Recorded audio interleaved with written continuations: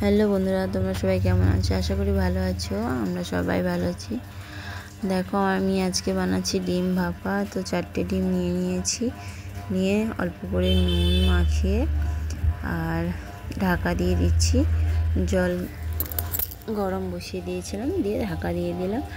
এখানে আমি কড়াতে সর্ষে তেল দিয়ে জিরে, তেজপাতা, শুকনো লঙ্কা দিয়ে পেঁয়াজ কুচিয়ে দিয়ে দিলাম। পেঁয়াজটা ছোট ছোট করে কেটে নিয়েছিলাম। তো পেঁয়াজটা লাল একটু অল্প ভেজে নেব আমি। লাল যতক্ষণ না হয়ে যাচ্ছে তখন লাল হয়ে গেছে পেঁয়াজটা। তো রসুন, আদা, টমেটো, কাঁচা লঙ্কা সব দিয়ে দিলাম,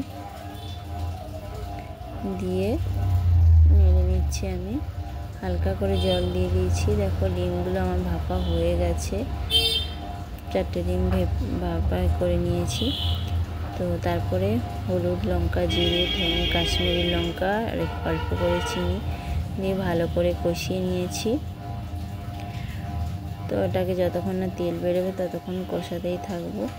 তো তারপরে ডিমগুলো আমি ছাড়িয়ে রেখে দিয়েছি। ভাপানো হয়ে গেছে, ঠান্ডা হয়ে গেছে, ছাড়িয়ে নিয়েছি। তো আবারও 4টে ডিম দিয়ে দেবো, 8টা ডিমের মোট করব। তো তার মধ্যে আবার নুন মাখিয়ে ঢাকা দিয়ে দেবো।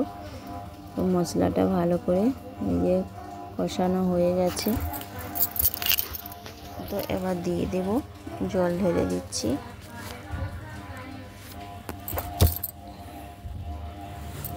জল দিয়ে দিয়েছি, দিয়ে নুন দিয়ে দেব। নুন দিয়ে দিলাম, পরিমাণ মতো নুন দিয়ে দিলাম। তারপরে ডিম ভাপানোগুলো হয়ে গেছে, ঠান্ডা করে নেব। নিয়ে যে সবগুলো হয়ে গেছে আমার, তো সবগুলো আমি দিয়ে দিলাম।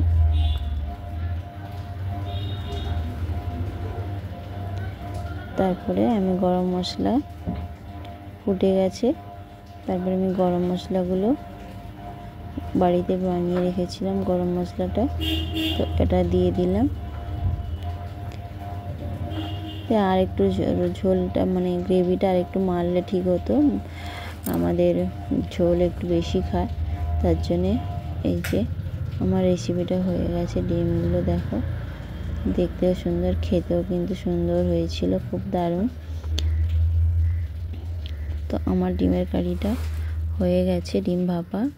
যদি ভালো লাগে লাইক